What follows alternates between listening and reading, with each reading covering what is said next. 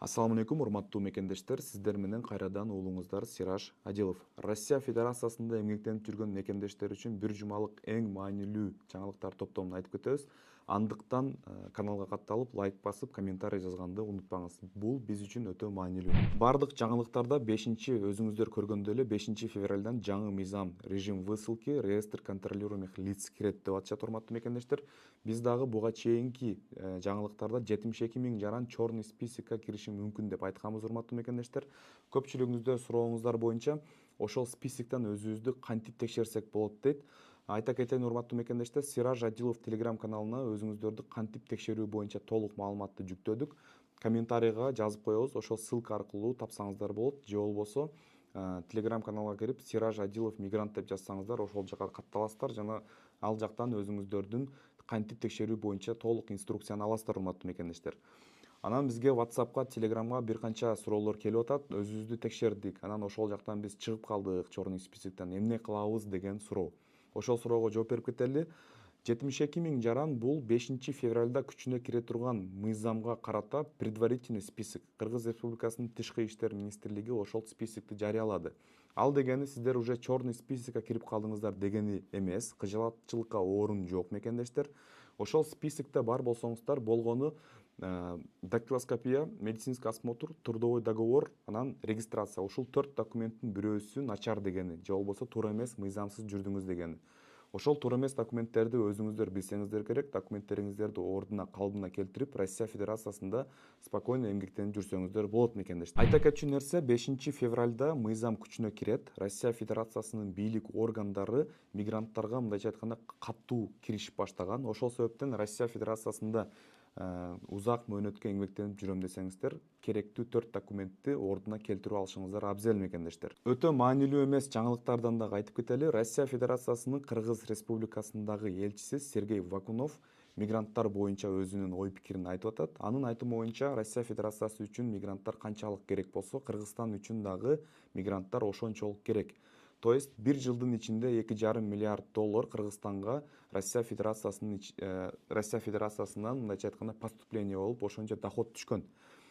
Бул эми ошол элчинин Россия менен Кыргызстан ортосундагы жакындатуу иш-чаралары өзүнүн жумушун кылып атат. Жана ошондой эле Кыргызстанга чындыгында эле көптөгөн суммалар, көптөгөн семьялар Россия Федерациясы аркылуу, мигранттар аркылуу семьялар багылып атат. Бирок мурдакы жылдарга караганда, 5-10 жыл мурдага караганда азыркы учурда Россияда мигранттардын саны азайып, көпчүлүк жумушчу орундар Кыргызстандын өзүндө дагы түзүлүп баштаган. Менин жеке пикирим боюнча кыргыздарга көбүрөөк мигранттар эмес, жакынкы арада уже Россия Федерациясына мигранттар көбүрөөк керек болуп калат. Анткени Россия Федерациясынын территориясы өтө чоң. Мурда деле айтып кеткенбиз, демографический кризис баштала турган болсо, ошол чоң территорияны өздөштүрүү үчүн жумушчу күчү, рабочийлардын саны сөзсүз түрдө керек болот. Болгону орустар азыр ошол Крокус окуясынан кийин, дагы башка бир окуялардан кийин мигранттарды мындайча айтканда жакшы бир контролго алайын деген ой пикирлери менен иш-чараларды өткөрүп атат, мекендештер. Жакшы жаңылык бар, мекендештер. Жакшы жаңылыктарын айта кетели. Биз буга чейин 2 жыл мурда айтканбыз, Россия Федерациясынын миграционный политикасы бардак болуп атат. Андан көрө кичинекей бир карточканы берип, ар бир жарандарга QR код менен кылып койсо, ошол карточка аркылуу жарандардын бардык маалыматтары камтылган болсо, бизден көчөдө токтотуп, полиция кызматкерлери регистрация, трудовой договор же болбосо башка кагаздар сурап тажатпасын деген ойду айтканбыз. Жакшы жаңылык, РБК маалымат агенттиги жазып атат, жакынкы арада ошол нерсе кирет деп. Ар бир иностранный чет элдик жарандага карточка берилет, Сбербанк картага окшогондой эле. Ал карточкада QR код болот. Полиция кызматкерлери токтотуп, ошол QR кодду планшет менен текшерсе, сиз жөнүндө маалыматтар баары чыгып келет.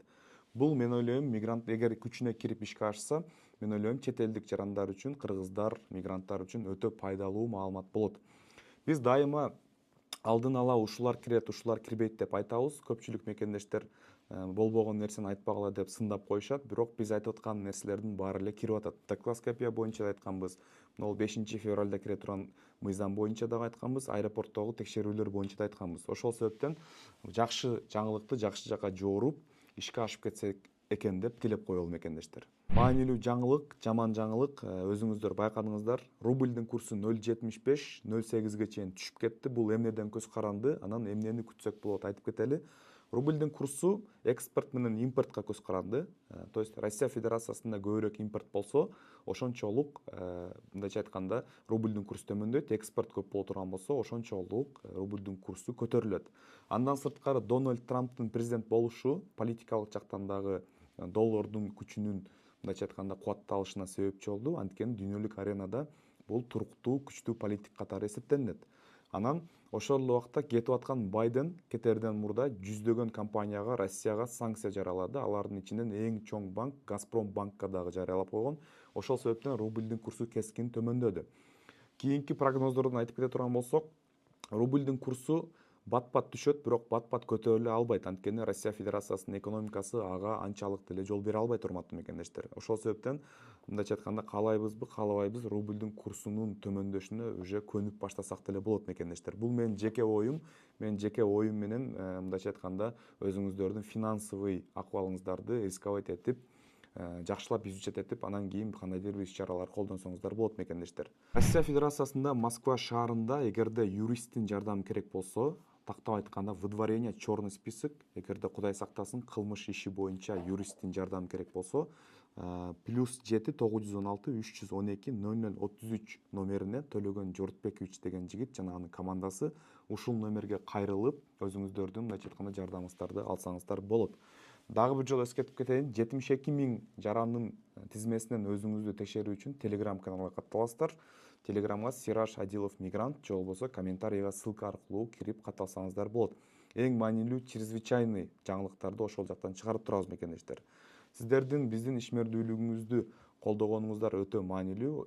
Кантип колдойсуздар дегенде, каналга катталып, лайк басып, башкалар менен бөлүшүп, комментарий гана жазып койсоңуздар, биз кыргыз эли үчүн өзүбүздүн иш аракетибизди жасай беребиз. Кийинки чыгарылыштан жолукканча сак саламатта калыңыздар.